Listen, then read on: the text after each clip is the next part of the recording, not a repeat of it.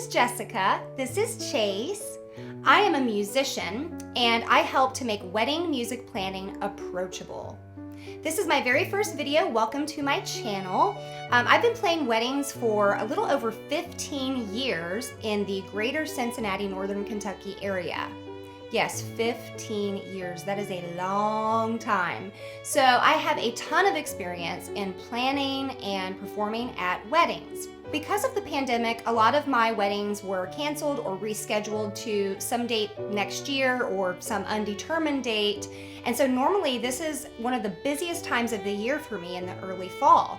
However, right now, instead of being busy with performing, I'm mostly busy with clients reaching out to me, questions. So I thought, what better time to put some content out there to help other people who are planning.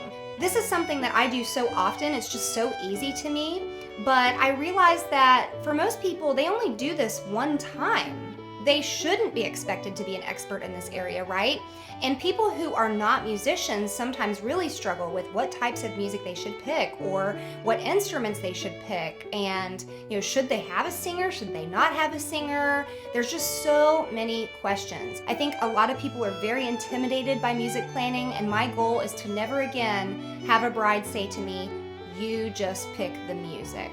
If you are planning a wedding or event, then please make sure you subscribe to my channel because I'm going to be putting out more content to help with different aspects of wedding music planning. Now, let's get into the video. So today we're just going to start with the basics. The number one question that I get from couples is, how many songs should I choose for my ceremony? You might already be thinking, well, what kinds of songs should I pick? But let's not even get into that just yet. We'll save that for another video. For today, let's just discuss the different parts of the ceremony that you will need to choose songs for, and you're gonna see it's not that bad. It really isn't. It's not that many, and choosing the songs comes later, and that's a lot of fun. The first question I need to ask you is your ceremony Catholic or non-Catholic? This question is very important, and it is the first step in planning the music, because if you are having a Catholic ceremony, whether it is a full mass or not a full mass, you have to remember that you are having a wedding ceremony within a church service. There are going to be certain restrictions on the types of music that can be chosen, and you're also going to have a lot more things, a lot more events to choose music for. Because it is so different, we're gonna save that for another video. So if you are having a Catholic wedding, still stay tuned because there's gonna be some important information here. But if you fall into the other category, that means you are having either a secular, so a non-religious ceremony, or maybe you are having a religious ceremony. Maybe it's Christian or Methodist or Baptist or really anything other than Catholic. You're going to still fall under the same category as far as the different parts of the ceremony that we need to choose songs for. Number one, the seating of the mothers and or grandparents. If you have mothers or grandparents who will be attending the wedding ceremony, they will have their own special moment to be seated right before the rest of the ceremony begins. This is a great way to honor them by choosing a song just for their entrance. Now, a lot of times, if you are having a vocalist, I recommend putting a vocal song here because it's a good way to get the guests' attention and let them know that something's about to start happening, because up to this point, they've just been kind of hanging out and chit-chatting. Number two, the processional. This is when the bridesmaids will enter and walk down the aisle one by one, taking their places at the front. The groomsmen and the officiant, the groom of course, will also usually walk out during this time. And if you have a flower girl, a ring bearer, a super cute doggy who's gonna come in carrying a ring, then all of this is gonna happen during this one song. And we're leading up to the biggest moment of all. Number three, the bride's entrance. This is the most important song that you're gonna choose, right? And you probably already knew this one was coming. The bride's entrance is so important. You're gonna wanna put some time and attention and some thought into what song you choose here for this special, unforgettable moment.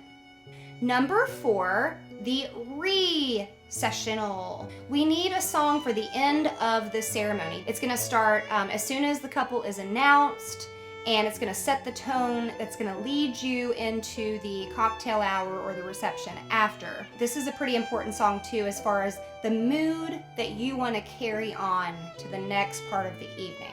There are 2 more songs that you might want to choose. Now these are optional, but I do want to go over these with you as well. The first one is a song for the Unity Candle. Now traditionally I always called it Unity Candle on my music planning sheets, but over the years this has really evolved and people have made it a lot more personalized. I've seen a lot of Unity Sands becoming more popular in the past probably 5 to 10 years. I've seen tree planting ceremonies. I've seen something done with beads. I've seen people tying knots, all different kinds of things, but all of these things represent the actual union between the two. It's like a physical and visual representation of that. So this happens a little bit later in the ceremony, and it usually doesn't take very long, but it is really nice to have some music while that is happening. So that's one part that you may include in your ceremony, and if so, you probably do want to choose some music for that moment. The other part of the ceremony that you may want to consider choosing a song for is actually after the ceremony. So a lot of people don't think about this, but if you are having a pretty large wedding, a large guest list, or even if you're having a small wedding, but your cocktail hour is very close to the ceremony site, you may want to consider adding a song or 2 at the end, so that way the mood and the energy and that celebration feel is carried over from the ceremony to the next part of the evening. And you may even be thinking about doing a very formal row by row dismissal and a receiving line right after the ceremony, which is where you greet each person individually. Not super common, but I have seen it done in some Catholic weddings, for example. So if that's the case, I would definitely talk to your musician about choosing a couple songs at the end. There is one other thing that I want to mention. It's the prelude, and it's actually before the ceremony starts, but I saved it for last here because I want to leave you with this thought. What atmosphere am I trying to create on my wedding day? I want you to brainstorm and just start jotting down the first descriptive words that come to mind when you think about this day. Even if you are barely far along in your planning process, just start jotting down words like classy, beautiful, elegant, boho, quirky. Once you have that list, that's going to help your musician know what to put in the prelude. You're certainly welcome to choose the songs yourself. I usually recommend anywhere from like 5 to even maybe 7 songs here. But more often than not, the best thing to do is decide your atmosphere. Decide what kind of energy you want to create when the guests first walk into that space. Then the musician can help you determine what would be the best songs to get that feeling that you're wanting. All right, so there you have it. Now you know all the parts of your wedding that you need to choose music for. I really hope that this was helpful to you, and that if you were feeling overwhelmed before, that you feel better about the planning process, and maybe you're actually even looking forward to it. It truly is an honor for me to be able to provide music and do what I'm so passionate about on someone's really big day, one of the most important days of their life.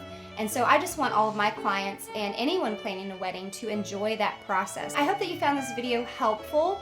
If you liked it, please give it a thumbs up. And if you want to see future content about wedding music planning, then please hit the subscribe button, the notification bell, and feel free to drop in the comments below any ideas that you have for other topics, like if you'd like me to cover specific wedding related questions regarding music or event music, or maybe just other wedding things, because I've seen so many.